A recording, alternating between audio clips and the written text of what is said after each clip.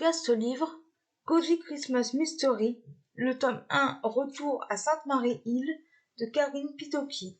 Présentation du roman. Le titre en VO du roman est Retour à Sainte-Marie-Île. Il a été publié en France en 2023 aux éditions Robert Laffont, collection La Bête Noire. Il fait 327 pages.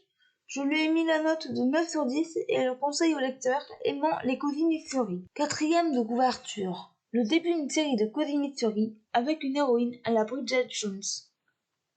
Lorsque Joanne Brown, la scénariste de la série suivie par toute l'Angleterre, disparaît mystérieusement, le pays est en émoi.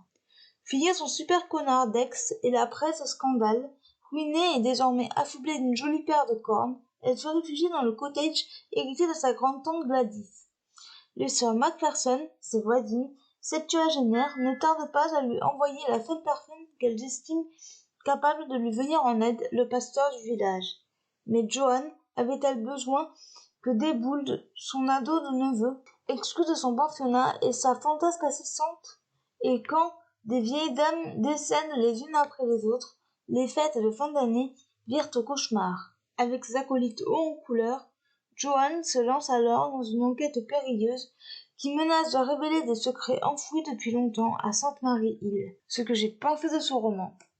J'avais très envie de découvrir cette saga de Cozy Mystery qui se déroule pendant les fêtes de fin d'année. Le résumé étant long, je n'en parlerai pas plus. Les personnages sont un peu caricaturaux, mais cela ne m'a pas vraiment dérangé.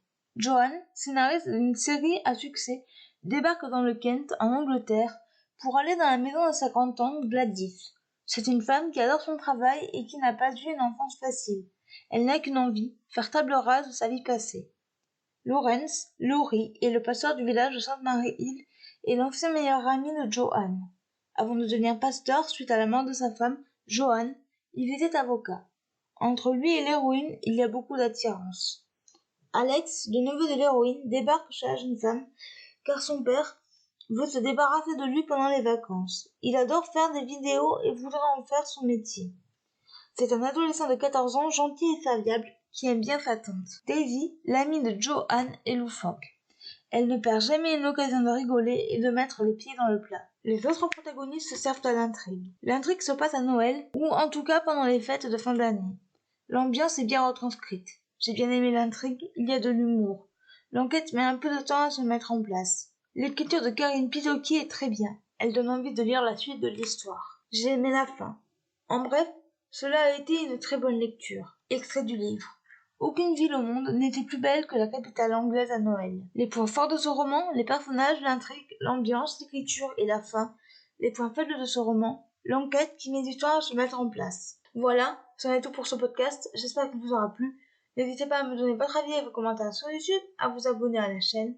Et je vous retrouve très bientôt pour un nouveau podcast. Ciao!